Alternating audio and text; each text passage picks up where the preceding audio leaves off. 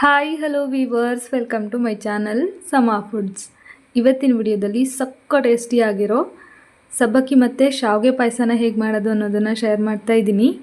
ಇಡೀ ದಿನ ಇಟ್ಟರೂ ಕೂಡ ಇದೇ ಥರ ಇರುತ್ತೆ. ಇದಕ್ಕೆ ಜಾಸ್ತಿ ಹಾಲು ಕೂಡ ಬೇಕಾಗೋದಿಲ್ಲ. ಸೂಪರ್ ಈಸಿ ರೆಸಿಪಿ, ಮಿಸ್ ಮಾಡದೆ ಇದೇ ಥರ ಒಂದು ಸಲ ಟ್ರೈ ಮಾಡಿ ನೋಡಿ. ಮೊದಲಿಗೆ ಒಂದು 1/4 ಕಪ್ ಆಗುವಷ್ಟು ನೈಲಾನ್ ಸಬ್ಬಕ್ಕಿನ ಅರ್ಧ ಗಂಟೆ ನೆನೆಸಿಟ್ಟಿದ್ದೀನಿ. 15 ಮಿನಿಟ್ಸ್ ಆದರೂ ಕೂಡ ಸಾಕು, ಇದು ಬೇಗ ನೆನೆಯುತ್ತೆ. ಇದಾದ ನಂತರ ಅದೇ ಕಪ್ಪಲ್ಲಿ ಅರ್ಧ ಕಪ್ ಆಗುವಷ್ಟು ತೆಳ್ಳಗಿರೋಂಥ ರೋಸ್ಟೆಡ್ ಶಾವಿಗೆನ ತೊಗೊಂಡಿದ್ದೀನಿ.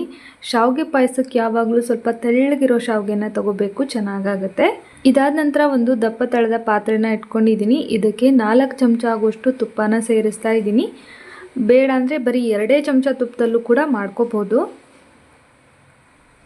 ತುಪ್ಪ ಚೆನ್ನಾಗಿ ಬಿಸಿ ಆದ ನಂತರ ಒಂದಷ್ಟು ಡ್ರೈ ಫ್ರೂಟ್ಸ್ನ ತೊಗೊಂಡಿದ್ದೀನಿ.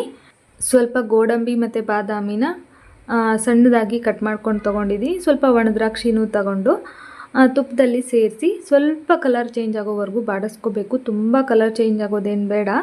ಸ್ವಲ್ಪ ಲೈಟಾಗಿ ಫ್ರೈ ಆದ ನಂತರ ಒಂದು ಸಣ್ಣ ಪ್ಲೇಟ್ಗೆ ತೆಗೆದು ಅದನ್ನು ಕೂಡ ಸೈಡ್ಗೆ ಎತ್ತಿಟ್ಕೊಂಡ್ಬಿಡ್ತೀನಿ.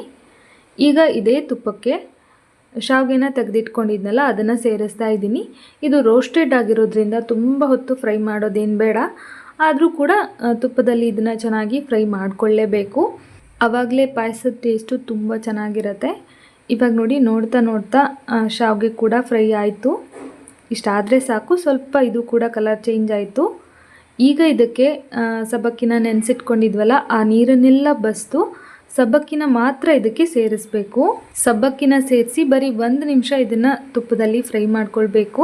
ಜಾಸ್ತಿ ಫ್ರೈ ಮಾಡಿದ್ರೆ ಏನಾಗುತ್ತೆ ಗೊತ್ತಾ, ಸಬ್ಬಕ್ಕಿ ಎಲ್ಲ ಒಂದಕ್ಕೊಂದು ಅಂಟ್ಕೊಂಡ್ಬಿಡುತ್ತೆ ಮತ್ತು ಶಾವಿಗೆನೂ ಮುರಿದೋಗ್ಬಿಡುತ್ತೆ. ಸ್ವಲ್ಪ ಹೊತ್ತು ತುಪ್ಪದಲ್ಲಿ ಫ್ರೈ ಮಾಡ್ಕೊಳ್ತಾ ಇದ್ದಾಗೆ ಅದೊಂಥರ ಉಂಡೆ ಥರ ಆಗೋಕ್ಕೆ ಶುರುವಾಗುತ್ತೆ, ಅಂಟ್ಕೊಳ್ಳುತ್ತೆ. ಇಷ್ಟಾದರೆ ಸಾಕು, ಇದಕ್ಕಿಂತ ಜಾಸ್ತಿ ಬೇಡ. ಇಷ್ಟು ಫ್ರೈ ಆಗ್ತಾ ಇದ್ದಂಗೆ ಇದಕ್ಕೆ ನೀರನ್ನು ಸೇರಿಸ್ತೀನಿ. ಒಂದು ದೊಡ್ಡ ಗ್ಲಾಸ್ ಆಗುವಷ್ಟು ನೀರನ್ನು ತಗೊಂಡಿದ್ದೀನಿ. ಶಾವಿಗೆ ಮತ್ತು ಸಬ್ಬಕ್ಕಿ ಪೂರ್ತಿಯಾಗಿ ಬೇಯೋದಕ್ಕೆ ಎಷ್ಟು ನೀರು ಬೇಕೋ ಅಷ್ಟು ನೀರನ್ನು ಸೇರಿಸ್ಬೇಕು.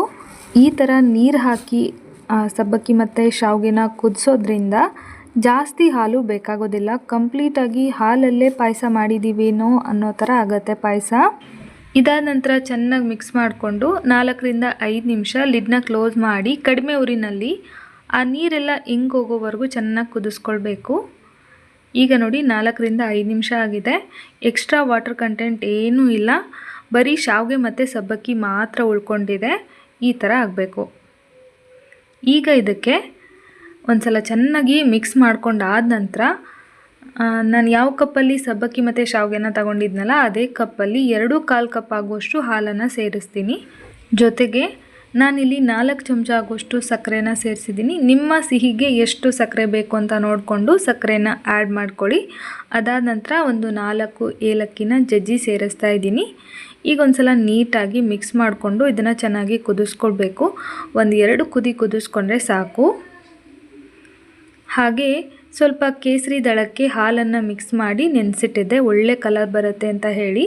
ಇದು ಆಪ್ಷನಲ್ಲು, ಹಾಕಿದ್ರೆ ತುಂಬ ಚೆನ್ನಾಗಿರುತ್ತೆ, ಹಾಕಲೇಬೇಕು ಅಂತ ಏನೂ ಇಲ್ಲ. ಈಗ ಇದನ್ನು ಸೇರಿಸಿ ಚೆನ್ನಾಗಿ ಮಿಕ್ಸ್ ಮಾಡಿ ಒಂದು 2 ಕುದಿ ಕುದಿಸ್ಕೊಳ್ತೀನಿ ಅಷ್ಟೇ. ಸಬ್ಬಕ್ಕಿ ಪಾಯಸನ ಸ್ವಲ್ಪ ತೆಳುವಾಗಿರೋವಾಗಲೇ ಗ್ಯಾಸ್ನ ಆಫ್ ಮಾಡ್ಕೊಂಬಿಡಬೇಕು. ಇಲ್ಲ ಅಂದರೆ ಆಮೇಲೆ ಇನ್ನೂ ಜಾಸ್ತಿ ಗಟ್ಟಿಯಾಗತ್ತೆ. ಇನ್ನೂ ತುಂಬ ತೆಳುವಾಗಿದೆ ಅನ್ನೋವಾಗಲೇ ಚೆನ್ನಾಗಿ ಮಿಕ್ಸ್ ಮಾಡಿಕೊಂಡು ಗ್ಯಾಸ್ನ ಆಫ್ ಮಾಡ್ಕೊಂಡ್ಬಿಡ್ತೀನಿ. ಇದು ಆಲ್ರೆಡಿ ಎಲ್ಲನೂ ಚೆನ್ನಾಗಿ ಬೆಂದಿದೆ. ಹಾಲು ಕೂಡ ಕಾಯಿಸಿ ಆರಿಸಿರೋವಂಥದ್ದು, ಅದನ್ನು ಕೂಡ ಜಾಸ್ತಿ ಬೇಯಿಸೋದೇನು ಬೇಡ. ಈಗ ನೋಡಿ, ಪಾಯಸ ಎಲ್ಲ ಚೆನ್ನಾಗಿ ಬೆಂದಿದೆ. ಗ್ಯಾಸ್ನ ಆಫ್ ಮಾಡ್ಕೊಂಡ್ಬಿಡ್ತೀನಿ. ಆಫ್ ಮಾಡಿದ್ದಾದ ನಂತರ ಕೊನೆಯಲ್ಲಿ ಫ್ರೈ ಮಾಡಿಟ್ಕೊಂಡಿರೋಂಥ ಡ್ರೈ ಫ್ರೂಟ್ಸ್ನ ಸೇರಿಸ್ತೀನಿ. ಈ ಥರ ಕೊನೆಯಲ್ಲಿ ಸೇರಿಸೋದ್ರಿಂದ ಡ್ರೈ ಫ್ರೂಟ್ಸ್ ಎಲ್ಲ ಕ್ರಿಸ್ಪಿಯಾಗಿ ಚೆನ್ನಾಗಿರುತ್ತೆ. ಸಾಫ್ಟಾಗಿ ಬೇಕು ಅಂದರೆ ಅದ್ರ ಜೊತೆನೇ ಸೇರಿಸಿ ಮಿಕ್ಸ್ ಮಾಡಿ ಕುದಿಸ್ಕೊಂಬಿಡಿ. ನಾನಿಲ್ಲಿ ಡ್ರೈ ಫ್ರೂಟ್ಸ್ ಹಾಕಿ ಕುದಿಸ್ಕೊಂಡಿಲ್ಲ. ನೋಡ್ತಾ ಇರ್ಬೋದು ಎಷ್ಟು ಟೇಸ್ಟಿಯಾಗಿ ಕಾಣಿಸ್ತಾ ಇದೆ ಅಲ್ವಾ, ತುಂಬ ಟೇಸ್ಟಿಯಾಗಿರುತ್ತೆ. ತಿಂತಾ ಇದ್ದರೆ ಇನ್ನು ಸ್ವಲ್ಪ ತಿನ್ನಬೇಕು ಅಂತಲೇ ಅನಿಸುತ್ತೆ. ನೋಡಿದ್ರಲ್ವಾ, ತುಂಬ ಕಡಿಮೆ ಹಾಲನ್ನು ಉಪಯೋಗಿಸಿ ಕಡಿಮೆ ಸಮಯದಲ್ಲಿ ಸಬ್ಬಕ್ಕಿ ಮತ್ತು ಶಾವಿಗೆ ಪಾಯಸನ ಪರ್ಫೆಕ್ಟಾಗಿ ಕ್ರೀಮಿಯಾಗಿ ಹೇಗೆ ಮಾಡೋದು ಅಂತ. ಐ ಹೋಪ್ ಇವತ್ತಿನ ಈ ವಿಡಿಯೋ ನಿಮ್ಮೆಲ್ಲರಿಗೂ ತುಂಬಾ ಇಷ್ಟ ಆಯಿತು ಅಂದ್ಕೊಳ್ತೀನಿ. ಇಷ್ಟ ಆಗಿದ್ದರೆ ಒಂದು ಲೈಕ್ ಮಾಡೋದನ್ನು ಮರಿಬೇಡಿ. ಆ್ಯಂಡ್ ನಿಮ್ಮ ಫ್ಯಾಮಿಲಿ ಮತ್ತು ಫ್ರೆಂಡ್ಸ್ ಜೊತೆಗೂ ಕೂಡ ವಿಡಿಯೋನ ಶೇರ್ ಮಾಡಿ. ಮುಂದಿನ ವಿಡಿಯೋದಲ್ಲಿ ಮತ್ತೊಂದು ಟೇಸ್ಟಿ ರೆಸಿಪಿ ಜೊತೆಗೆ ಮತ್ತೆ ಸಿಗ್ತೀನಿ. ಅಲ್ಲಿವರೆಗೂ ಕಾಯ್ತಾ ಇರಿ. Bye friends, thank you.